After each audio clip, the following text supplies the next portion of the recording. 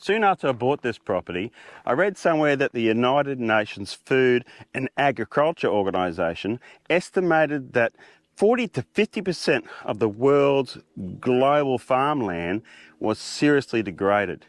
Now that's a statistic that I will never forget. And it's not a world I want to give to my grandkids. It seems that this whole way of generating food, this industrialized farming that we've all grown up with, is simply not sustainable. But what am I to do? I'm only simply one man. This is a massive global problem. It didn't stop me though looking for ideas of what I can do on the farm. And that's when I found this book. Life on the farm at Seven Hills Estate is far from ordinary. We've had a calf. One of our 8 cows drops a calf, our first for the season. After leaving behind the hustle of city living, James and Michelle transformed their Sunshine Coast hinterland weekend getaway into a full-time home. That's beautiful. Look at that. Between battling droughts, fires and torrential rains, they dedicate their time to cultivating a syntropic food forest, restoring rainforests, revegetating the land, or simply unwinding with family and friends as the animals graze. This year marks a new chapter as they kick off their most ambitious project yet.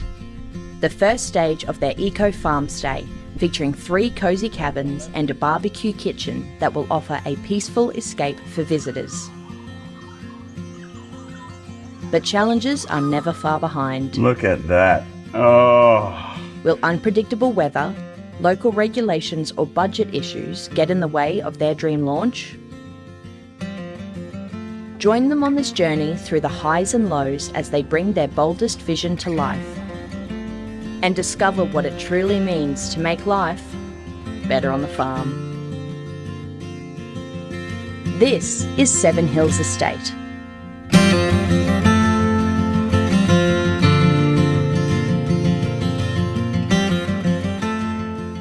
And the book's called The Call of the Reed Warbler, and it's by Charles Massey. I think this is the result of his PhD on this topic. It really changed my traditional thinking about farming and introduced me to the whole concept of regenerative agriculture, and it's really stuck with me.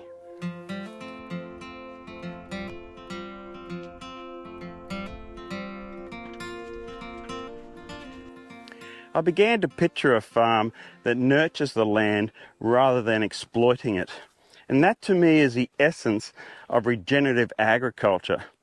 It's an holistic approach that moves beyond soil health, embracing the entire farm ecosystem, the air, the water, the plants, the animals, and even the microorganisms beneath our feet. And that's exactly what we're trying to do here at Seven Hills Estate. Short of earning a formal degree on the topic, the practices that I'm going to share with you today are my version of all those that I've learned in recent years, through countless readings of books, through face-to-face courses, listening to podcasts, watching YouTube channels, and most importantly, talking to those people who are actually doing it themselves. Out here on the farm, we're doing our best to implement these practices, but I want to show you how we're walking the talk. It's not just learning about regenerative agriculture, we're really trying to live it. And for me, on this farm, I think regenerative agriculture boils down to 4 clear principles or practices, and that is promoting soil health, fostering biodiversity, managing water effectively, and integrating farm animals. Before we take a look at those practices, I need to say that it's not an event. Regenerative agriculture is a process. It could take us, many years, if not a couple of decades, to get to where we really want. And although we're not there yet, I can say that we're clearly on our way. It's very good news. So let's take a look at the first practice.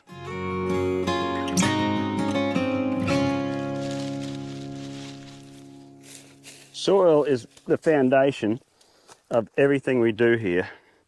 Healthy soil feeds healthy plants, and healthy plants feed healthy animals, and healthy animals and plants feed healthy people. If you get the soil right, everything else falls into place. In our organic syntropic food garden, the focus is on building soil biology.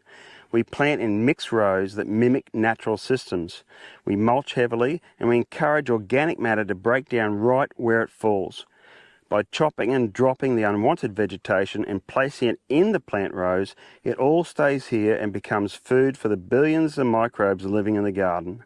And those microbes in turn make nutrients available to our trees.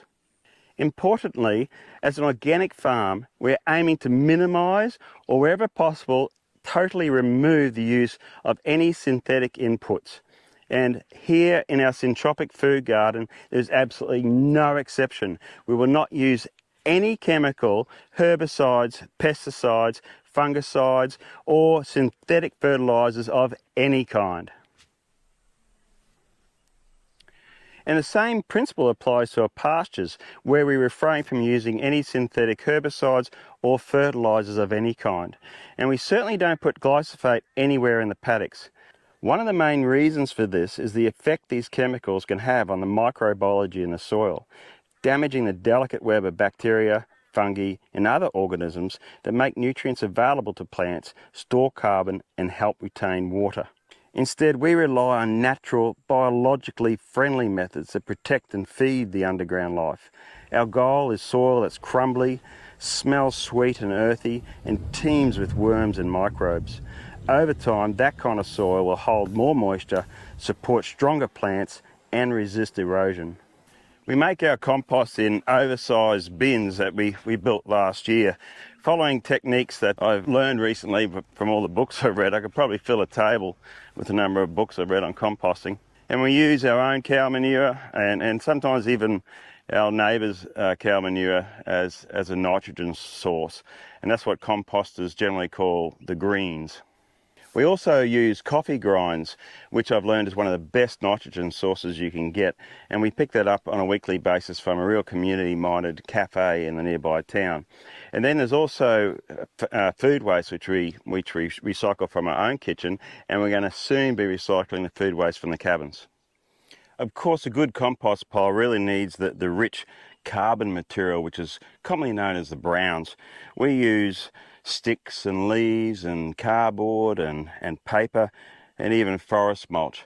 And we've recently come across this sawdust, which really breaks down fast and helps us to provide the right carbon nitrogen balance.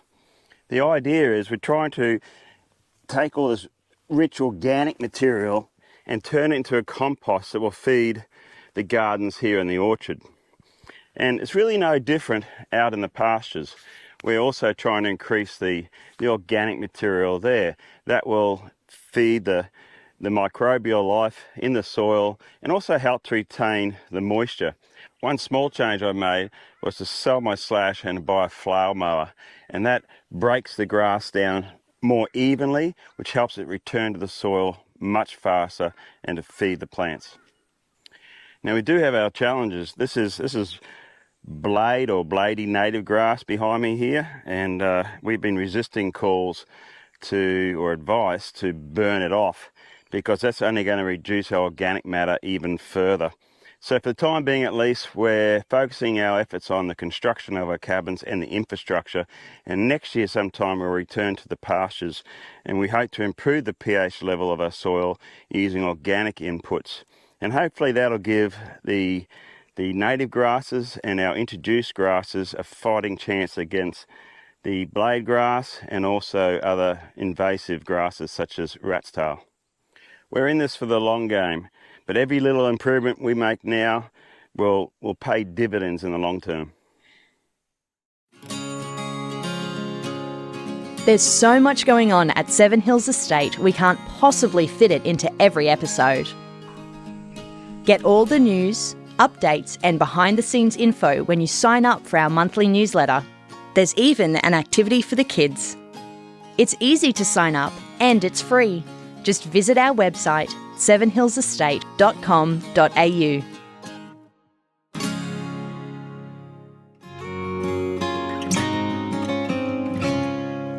Biodiversity simply means the number or variety of life forms in any given place. So on the farms, that's the trees, the grasses, the birds, the mammals, the reptiles, and even the microorganisms under our feet. Biodiversity is considered to be the insurance policy of the ecosystem. The more varied the species, the more resilient it is. If one species declines, whether through drought, disease, or pests, others can step in to keep the system functioning. Diversity spreads the risk and strengthens a whole network of life. Here at Seven Hills Estate, we're making changes that are steadily increasing our biodiversity. We've planted hundreds of native trees and shrubs to provide food and habitat for the wildlife. We built a series of dams, and those have brought in species we've never ever seen here before, like the Australasian grebe, the Australasian swamp hen, and the Australian wood duck. And we're working on plans with the University of the Sunshine Coast to further improve biodiversity in and around our dams. Our farm animals also contribute to diversity. At the moment we have cattle and sheep and chickens and a couple of little dogs, and they all have different impact on the land. And in the future we want to add some other animals too, but more about that later. We also like to think about the diversity under our feet. Our pastures carry many species of grasses, that's both native and non-native, and also very much invasive. And some of them are very, very non-palatable, such as bracken fern. So our intention is to reduce all those invasive species and non-palatable species and slowly introduce the more palatable, if you like. The aim is to provide a whole range of different grasses to really help the cattle and the animals trying to balance their diet. A monoculture of even the most nutrient-dense grass is really the wrong approach. Diversity in the paddocks matters as well.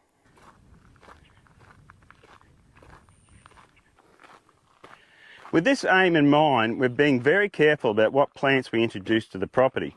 We only plant non-native species in the food garden, where we can better manage them so they don't get released into the pastures or into the native forests. And outside the food garden, we're trying to remove the non-native species, mostly by hand, because they will harm the balance of natural life on the farm. We're also proud members of Land for Wildlife, a voluntary group of people who are committed to conserving and restoring our native species. Being part of this network connects us with other landowners committed to protecting and enhancing biodiversity. And finally, we're committed to safeguarding all this work for the future. More than 200 acres of Seven Hills Estate has been placed under a nature refuge, a legally binding agreement that ensures our restored habitats and native species are protected for generations to come. Biodiversity on the farm is not just a happy accident.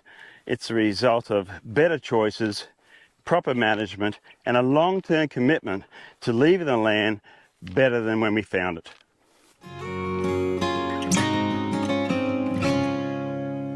When we first bought this property, we had very little in the way of surface water. There were natural springs here and there, but we didn't really have a number of ponds or dams and certainly no permanent creeks.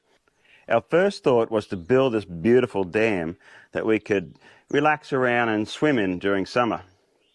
But that idea eventually evolved, and now we have a sequence of cascading dams throughout the main section of our pastures here, which serves to hold back the water as long as possible, feeding the animals, the wildlife, and hydrating the soil along the way. And it's not enough to be holding water in dams. Our long-term plan is actually to get the excavator up to the edge of the hill here on the tree line and dig really shallow trenches just along the tree line on contour as much as possible. So the plan then, as it rains, it'll run off, it'll sit in there, and it's holding the water back where we need it most, at the top of the pasture, so that can fertilise and again hydrate that soil. Although most of our paddocks now have a water source like this, we don't want our animals drinking directly from the edge of the dam. Allowing cattle or sheep to stand at the water's edge muddies the water, causes erosion, tramples the fragile plants and it disturbs the delicate ecosystems that are forming there. That's why we invest in water lines and troughs throughout all the paddocks. The water comes from our 2 bores, which pump to elevated storage tanks, and then they gravity feed down to the troughs across the farm. We also capture rainwater from the cabins and the main shed, and this water is filtered and used for household and then guest purposes, reducing pressure on the bore system and making the most of every last drop that falls from the sky. Beyond the paddocks and into the nature refuge, we have 2 very small streams that run through our subtropical rainforest.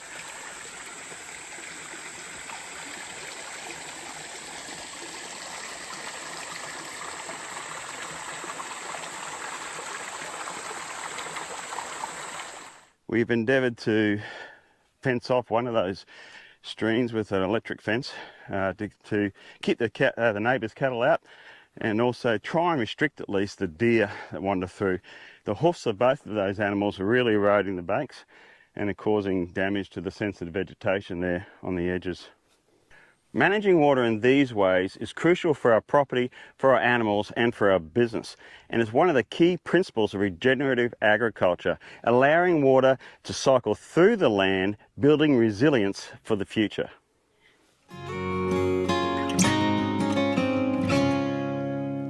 Animals are a vital part of how we manage the land, but just as important is how we manage them.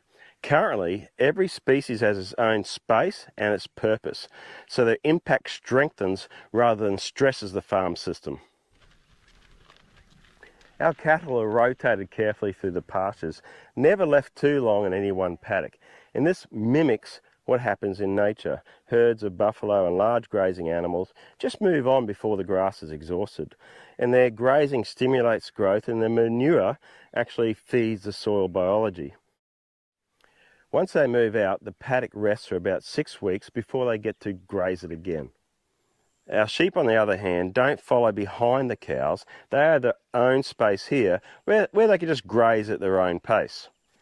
In the future, we're thinking about adding meat chickens to this paddock, so those birds will scratch and forage through the pasture behind the sheep, helping them break the pest cycles by eating the larvae of intestinal worms that would otherwise reinfect the flock. It's another example of letting animals do what they do best. In this case, improving animal health naturally. Our current chickens are managed differently again. These are organic free-range layers that we leave between the rows in the Syntropic food forest. We don't let them sort of make a mess in the rows or forage in the mulch. We actually just keep them in netted spaces between the rows where they keep the insects down, fertilise the soil and give us fresh, healthy, organic eggs. It is our hope that in the near future we can also add other animals. Like pigs would be really good to have them in small managed areas where they can uproot unwanted grasses and turn over the soil and improve soil health. And goats too, or maybe even camels, because both of those species are really good at eating the woody weeds, I'll call them, that the sheep or the cattle simply don't like. Integrating animals isn't about maximising production. It's about carefully matching the natural behaviours of each species to the needs of the land. When done well, the result is a regenerative cycle, healthy animals, fertile soils, and a farm that gets more resilient with every season. These 4 practices, soil, biodiversity, water, and animals, are what guide us here at the farm. They're simple ideas, but when you put them into practice, they have the power to transform a farm, or a landscape, and even a food system. If you're curious about regenerative farming, I encourage you just to do one small thing. Try planting some trees, build a compost bin, or maybe even rotate some chickens in your backyard. Every action matters, and every action teaches you something. And if you really want to continue following our journey here, please subscribe today, because this is only the start of what we're doing at Seven Hills Estate. Thank you for watching.